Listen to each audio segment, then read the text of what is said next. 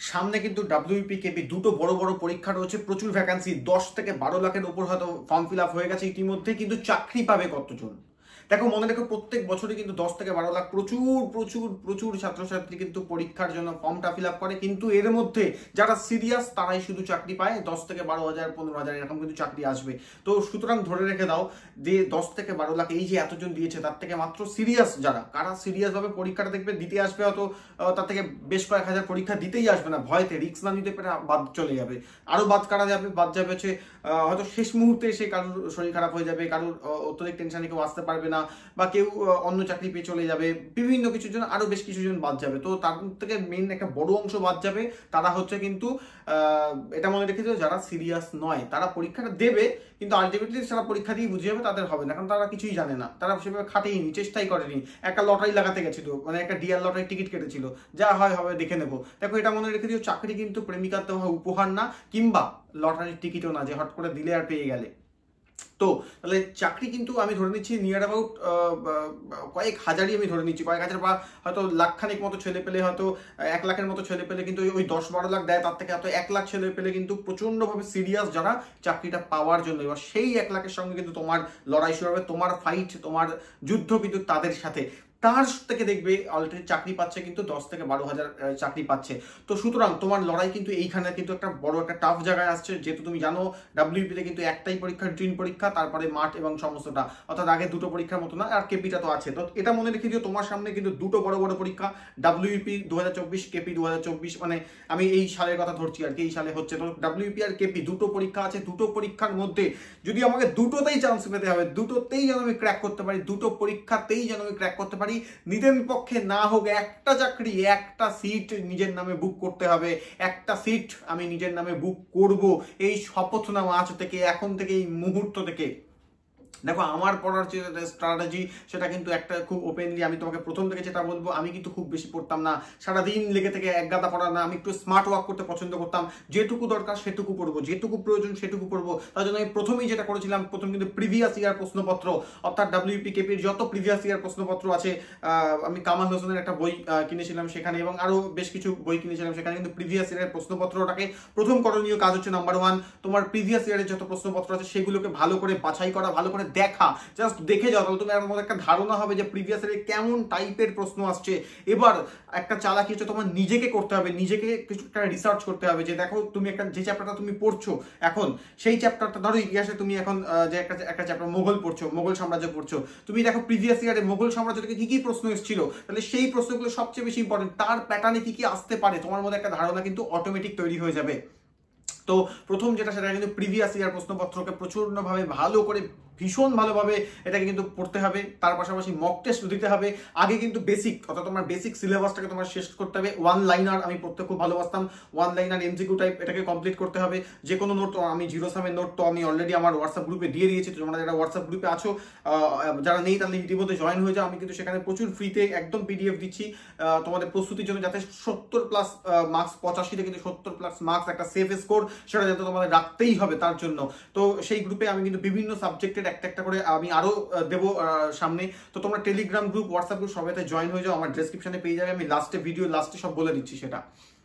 তো মেন টপিকে ফিরে আসি। তো ধরো আমি যে জিরো সামের নোটটা দেবো এরপরে, বা আমি পিসিএস একাডেমির একটা নোট পারে, বা বিভিন্ন নোট দিয়েছি আর কি, আরো দেবো, সেই নোটগুলো তোমরা যদি পড়ো তাতেও হয়ে যাবে। কারেন্ট অ্যাফেয়ার্স তোমরা দেখে নেবে, কারেন্ট অ্যাফেয়ার্স কিন্তু খুব ভাইটাল, যেটা অ্যাচিভার্স খুব ভালো একটা কারেন্ট অ্যাফেয়ার্স আমি পড়তাম, আমি অ্যাচিভার্সের জন্য থেকে পড়তাম। আর ডেলি নিউজ পেপারটা পড়তাম, খবর শুনতাম এবং অ্যাচিভার্স পড়তাম। এটা কিন্তু আমার ছিল কারেন্ট অ্যাফেয়ার্স আমার তোলার জন্য, এটা আমি করতাম। আমার দ্বিতীয় কথা ছিল ইংলিশ, কিন্তু আমি পিসি দাস থেকে আমি প্র্যাকটিস করতাম ইংলিশ। শুধু তাই না, ইংলিশের জন্য কিন্তু আমি একটা পিডিএফ গ্রুপে অলরেডি পোস্ট করে দিয়েছি, তোমরা দেখতে পারবে, এবং গ্রুপে জয়েন হয়ে গেলে তোমরা পেয়ে যাবে, সেটাও আমি ভিডিও শেষে সব বলে দিচ্ছি।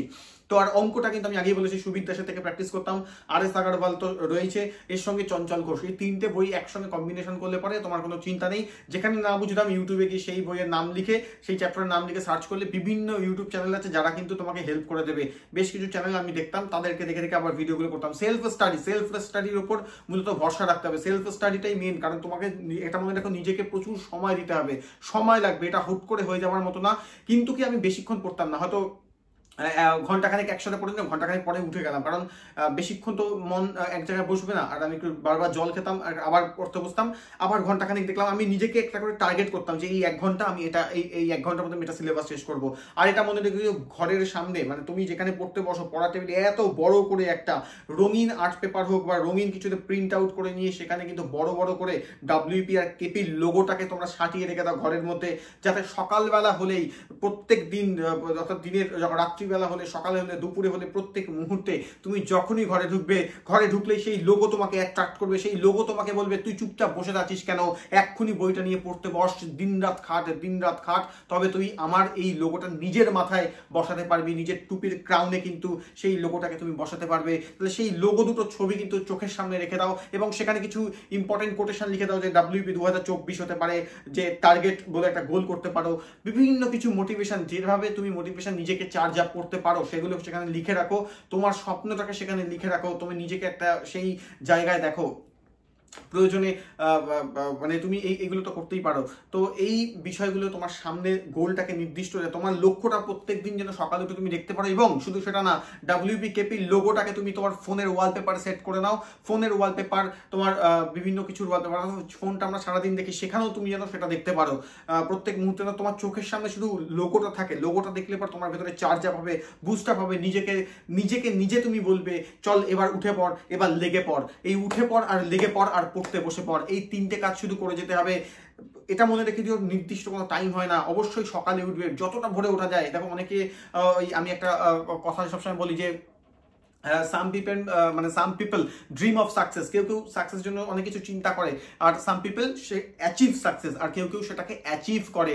কেউ বলে সকালে উঠবো, এই করব, ওই করব, সেই করব। কেউ শুধু স্বপ্নটা ভেবে যায়, আর কেউ অত কিছু না ভেবে সকালে উঠে যায় এবং কাজটা করে যায়। যে এই কাজটা করে যায় সফলতা কিন্তু তার কাছে আসে, এটা মনে রেখে দিও। তো সেই কথা বলবো, সকালে ওঠাটা কিন্তু অবশ্যই ইম্পর্টেন্ট। উঠেই তুমি প্রথমেই একদম মেডিটেশন করে যোগা করে মাঠে চলে যাও। মাঠ প্র্যাকটিস প্রত্যেক দিন করতে হবে। মাঠের কিন্তু প্র্যাকটিস কখনো ভুললে চলবে না। মাঠ প্র্যাকটিস ভেরি ইম্পর্টেন্ট। আমার মাঠ নিয়ে PMT নিয়ে ভিডিও আছে, আমি ডেসক্রিপশনে দিয়ে দিচ্ছি, সেটা অবশ্যই দেখে নাও। ভুলভাবে মাঠ প্র্যাকটিস করো না। আর এটা তো গেল দ্বিতীয় কথা। 3 নম্বর, কিন্তু বাড়ি এসে পড়তে লেগে যাও। যারা চাকরি করছো তারা ওখানে বসে ইউটিউবে পড়া শুরু করে দাও। অর্থাৎ সময়টাকে কিন্তু অপচয় করো না। এটা মনে রেখে দাও, এক্সাম ডেট নিয়ে আমি ভিডিও দিয়েছি অলরেডি, যে এক্সাম কিন্তু যেদিনই হোক না কেন, যে মুহূর্তে হোক না কেন, তোমার লক্ষ্য কিন্তু একটা থাকবে, যেদিনই পরীক্ষা হোক সেদিনের পরীক্ষায় ওই যত হলের মধ্যে যতজন পরীক্ষা দেবে সবচেয়ে বেশি নাম্বার নিয়ে হাইয়েস্ট মার্কস সেদিনের, ওই আমি যে সেন্টার পরীক্ষা দেবো সেই সেন্টারের হাইয়েস্ট মার্কস আমি পাবো। অর্থাৎ 70+ মার্কস আমার থাকবেই থাকবে, 85-তে 85 আমার টার্গেট। এই ঊর্জা নিয়ে, এই মোটিভেশন নিয়ে তুমি পরীক্ষা দাও। আবারও বলছি, পরীক্ষায় ফর্ম ফিল আপ 10-12 লাখ প্রচুর লোক করবে, কিন্তু চাকরি কিন্তু পাবে হাতে গোনা কয়েকজন। 10-12 চাকরি পাবে, সেটা কিন্তু বিরাট একটা ফাইট। কাট অফ এবার খুব বেশি যাচ্ছে, এটা তুমি ধরেই রাখো, কারণ কাট অফটা অনেকটা যাবে যেহেতু একটা পরীক্ষা। তো আমি আবারও বলবো তোমাকে যে কথাটা, যে আমি যে ভিডিওগুলোতে প্রত্যেকদিন তোমাদের আপডেট দিচ্ছি সেটা কিন্তু তোমরা দেখো, ঠিক আছে? ততক্ষণ অবধি ভালো থেকো। তোমরা হোয়াটসঅ্যাপ গ্রুপটা ফলো রেখো, হোয়াটসঅ্যাপ গ্রুপটা, এবং তোমরা কিন্তু ইয়েটা দেখে নিও অবশ্যই, টেলিগ্রাম গ্রুপটা। আর তার পাশাপাশি হচ্ছে হোয়াটসঅ্যাপ গ্রুপ, টেলিগ্রামটা, এগুলো ফলো রেখো। সেখানে আমি সমস্ত আপডেটটা দিয়ে দিচ্ছি। চলো, ততক্ষণ ভালো থেকো, বেস্ট অফ লাক, জয় হিন্দ, বন্দে মাতারাম। হোয়াটসঅ্যাপ গ্রুপ আর টেলিগ্রাম গ্রুপের লিঙ্ক, ডিটেলস, আর আমার ফেসবুক লিঙ্ক আমি আমার হোয়াটসঅ্যাপে এই ইউটিউবের যে কমেন্ট, সেই কমেন্টে আমি পিন কমেন্ট করে দিচ্ছি, আর ডেসক্রিপশন বক্সে দিয়ে দিচ্ছি। ভালো থেকো, জয় হিন্দ, দেখা হচ্ছে ইউনিফর্মে।